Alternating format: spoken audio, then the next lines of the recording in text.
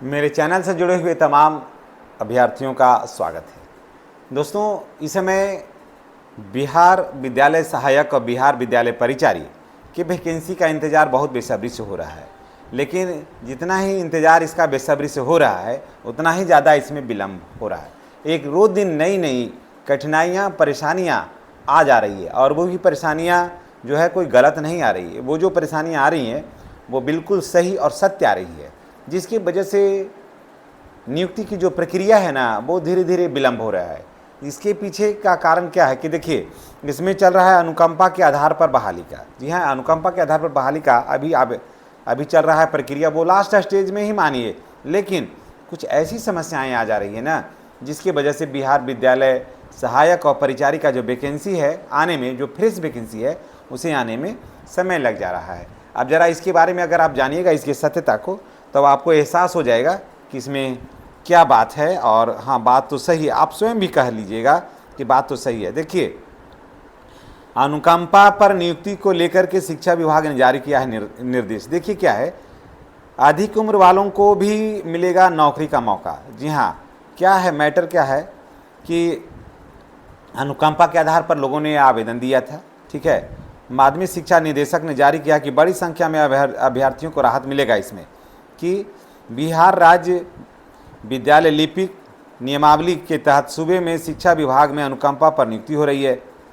तो उसमें बहुत सारे ऐसे लोग हैं जिनका उम्र जो है ना वो बहुत ज़्यादा हो गया है, उम्र बहुत ज़्यादा हो गया। देखिए क्या हुआ कि जिस समय इनका उम्र था तो उस समय सीट कम था, तो इन लोगों की बहाली हुई नहीं।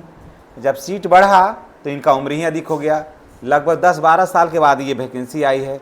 तो उम्र तो बैठा हुआ नहीं रहेगा, उम्र तो बैठा नहीं रहेगा। उम्र उस समय 40 साल था, अब हो गया 50 साल। 50 साल का इसमें प्रावधान नहीं है, तो अब क्या होगा। लेकिन नौकरी तो होना चाहिए। इसमें क्या हुआ, इसमें कैंडिडेट का तो कोई दोष नहीं है, दोष तो सरकार का है कि इतना दिन पर आखिर बहाली जो है वो क्यों हुआ।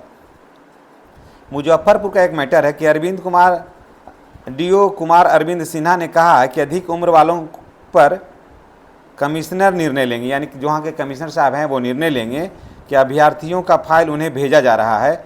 ऐसे पहले विभाग के आदेश पर अधिक उम्र वाले सैकड़ों अभ्यर्थियों की नियुक्तियां सूबे में नहीं हुई है। इसके पहले भी नियुक्ति जो है वो नहीं हुई है।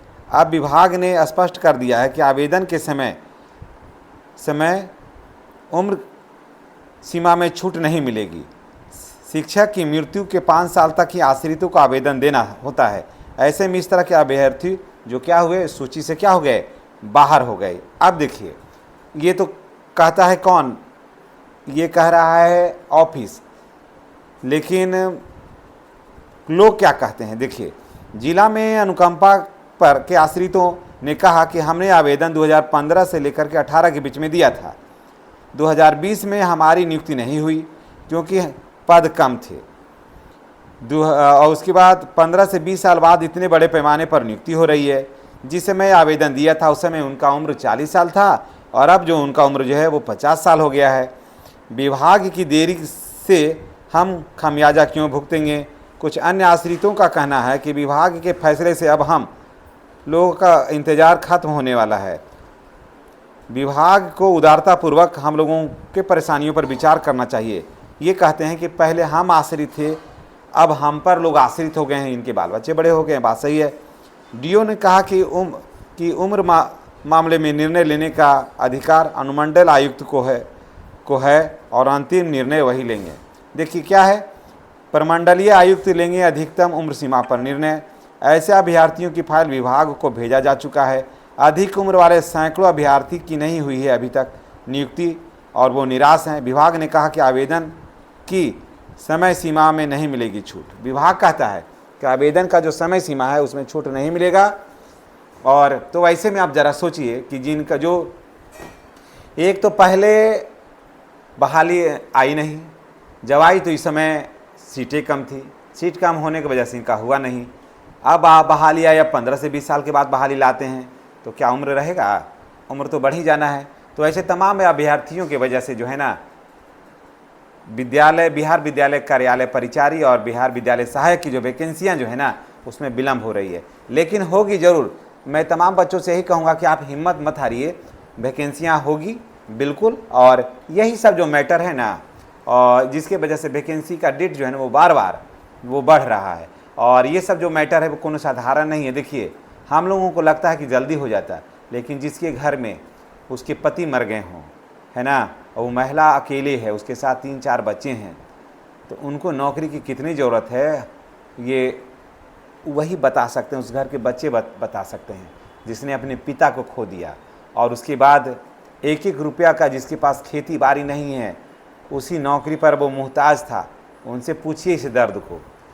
और बाकी लोग तो अभी नौजवान हैं, अभी झेलेंगे और भी वैकेंसी आएंगी, लेकिन उनके आश्रित को फिर ये वैकेंसी आने वाली नहीं है। जब एक ही बार में 10 साल पर वैकेंसी आती है तो अब तो उससे उम्र ही समाप्त हो गया, अब कहाँ से होगा। और आवेदन जो किया हुआ था वो पति पत्नी के नाम पर था। आवेदन री आवेदन करने के लिए कहता नहीं है कि फिर से आवेदन करने का मौका नहीं देंगे, कि मानते हैं हमको नहीं होगा तो हमारा बचवे को हो जाए, री आवेदन करने का मौका नहीं देता है। तो ज़रा आप लोग भी, जो भी अभ्यर्थी हैं, दिल पर हाथ धर के ज़रा सोच लीजिए कि ऐसी स्थिति में क्या होना चाहिए।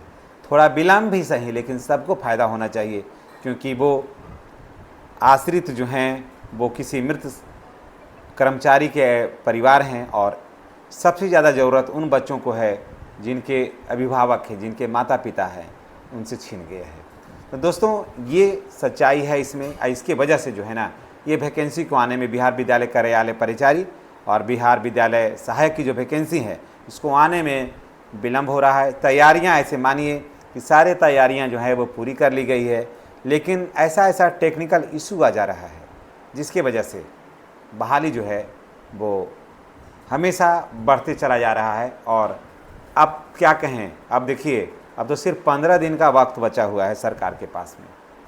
15 दिन के पहले अगर नोटिफिकेशन जारी हो जाता है तब तो ठीक है, अगर 15 दिन के अंदर नहीं हुआ तब ये वैकेंसी जो है ये चुनाव के बाद ही रखिए, फिर चुनाव के बाद ही इस वैकेंसी को टेकअप किया जाएगा।